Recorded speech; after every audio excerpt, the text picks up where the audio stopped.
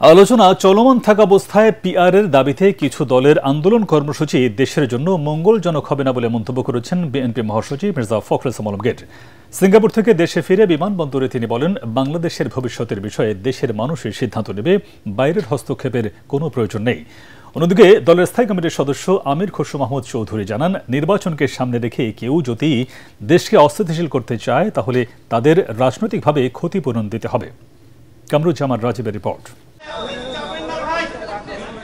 চিকিৎসা শেষে সহধর্মিণীকে নিয়ে সিঙ্গাপুর থেকে দেশে ফিরে সাংবাদিকদের মুখোমুখি হন বিএনপি মহাসচিব। সাম্প্রতিক রাজনৈতিক পরিস্থিতি নিয়ে সাংবাদিকদের প্রশ্নের জবাবে তিনি বলেন, অমীমাংসিত বিষয়ে ঐক্যমত্যে পৌঁছতে যখন আলোচনা চলছে তখন হঠাৎ পিআর সহ বিভিন্ন দাবিতে ইসলামিক দলগুলোর আন্দোলন কর্মসূচির ভালো ফল হবে না। এ ধরনের দ্বিমুখী সিদ্ধান্তে দেশের গণতন্ত্র বাধাগ্রস্ত হবে মন্তব্য করে আলোচনার মাধ্যমে সব সমস্যার সমাধান হবে বলে আশা প্রকাশ করেন মির্জা ফখরুল। মনে করি এটা কোনো প্রয়োজন ছিল না, কারণ আলোচনা তো শেষ হয়নি, এখন আলোচনা চলছিল। আলোচনা চলা অবস্থায় এই ধরনের কর্মসূচির অর্থই হচ্ছে যে একটা অহেতুক একটা চাপ সৃষ্টি করা, যেটা আমি মনে করি যে গণতন্ত্রের জন্য শুভ নয় এবং সঠিক সিদ্ধান্ত নেওয়ার ব্যাপারেও শুভ নয়। আমরা পিআরের পক্ষে নই, কারণ আমরা মনে করি যে বাংলাদেশের পিআরের কোনো প্রয়োজনীয়তা নাই।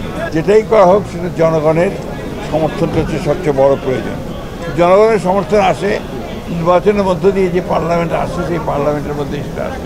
এদিকে রাজধানীর হাতিরঝিলে গণ অধিকার পরিষদের সভাপতি নুরুল হক নূরকে দেখতে গিয়ে আমির খসরু মাহমুদ চৌধুরী বলেন, রাজনৈতিক দলের দাবি দেওয়ার সাথে নির্বাচনের কোনো সম্পর্ক নেই। তিনি বলেন, গণতন্ত্রে বিশ্বাস করলে জনগণের উপর আস্থা রাখতে হবে। নির্বাচনের সাথে কোন পার্টির কি দাবি দেওয়া এটা কোনো সম্পর্ক নাই। তাদের দাবি দেওয়া থাকতেই পারে, সেই দাবি দেওয়া নিয়ে তারা জনগণের কাছে যেতে হবে, জনগণের ম্যান্ডেট নিয়ে সংসদে আসবে, পাশ করতে পারবে, কোনো অসুবিধা নাই।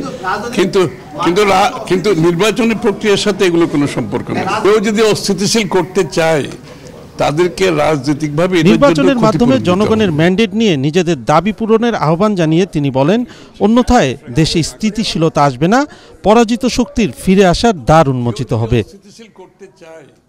কামরুজ্জামান রাজীব, এটিএন বাংলা, ঢাকা।